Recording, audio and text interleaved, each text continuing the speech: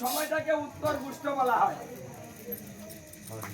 ভগবান শ্রীকৃষ্ণ উচ্চারণে গিয়েছিলেন, উচ্চারণ থেকে এখন বাড়ি চলে যাচ্ছে। বাড়িতে পৌঁছানোর পরে মা যশোমতী প্রথম আরতি করেছিলেন। কেন করেছেন? ভয় থেকে।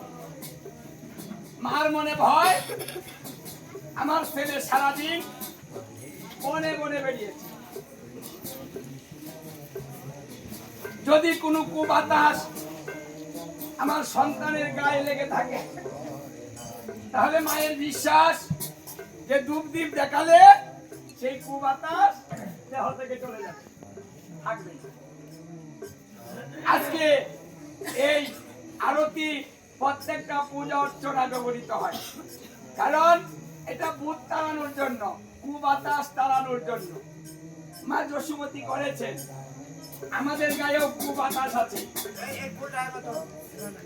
যদি আমাদের কুবাতাস না থাকবে তাহলে নাম যজ্ঞে আসতে পারি না কেন, বসতে পারি না কেন, এখানে এসে কথা বলি কেন, মন চাই না কেন? ওটাকে ভূতে ধরেছে। যাদেরকে ভূতে ধরেছে তারা করতে পারে না। তাই ওই ধূপদীপ দিয়ে আরতি করলে সেই আরতির ধোঁয়া যে পর্যন্ত যায় সেই পর্যন্ত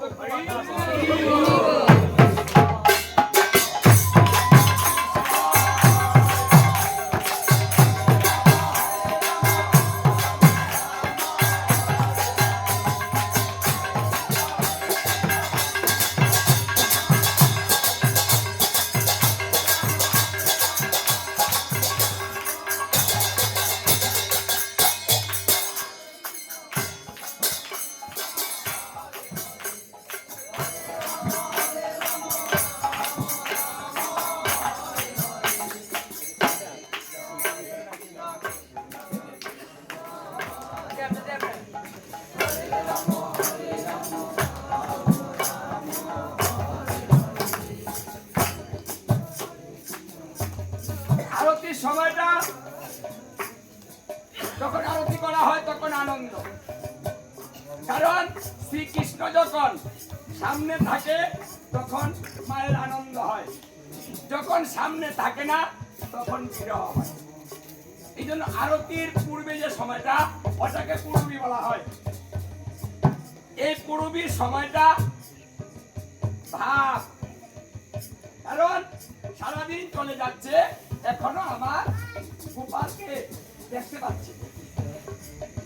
শ্রীদাম, দাম, পশুদাম, বলরাম, মধুমঙ্গল সকলের মা একত্রিত হয়ে বলা বলি করছিল।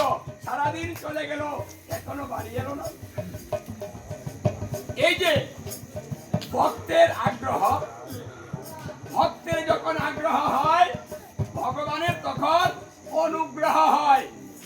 যদি কোনো ভক্ত কোনো আগ্রহ না করে তাহলে সে ভগবানের কাছ থেকে অনুগ্রহটা পায় না। আগ্রহ মানে ইচ্ছা, এটা আমাদের স্বাধীনতা। ইচ্ছা করলেই বৃন্দাবনে আসবেন, ইচ্ছা করে না বৃন্দাবনে আসবেন না। ইচ্ছা শক্তির উপরে আমার ভগবান কিচ্ছু বলে না। তুমি ইচ্ছা করো, আমি পূর্ণ করে দেব। তাই ইচ্ছাটা হবে আমাদের স্বাধীনতা।